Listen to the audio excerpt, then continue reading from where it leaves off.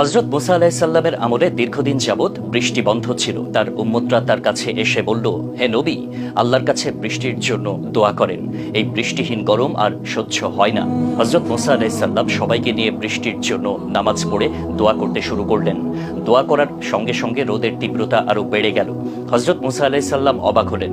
তিনি জিজ্ঞাসা করলেন, আল্লাহ, বৃষ্টির জন্য দোয়া করলাম, তুমি রোদের তেজ বাড়াইয়া দিলা? আল্লাহর পক্ষ থেকে জবাব আসলো, এই জামায়াতে এমন এক ব্যক্তি রয়েছে যে 40 বছর যাবৎ আমার নাফরমানি, আমার বিরোধিতা করছে, একটি দিনের জন্য আমার বাধ্য হয়নি, তার কারণে বৃষ্টি আসা বন্ধ আছে।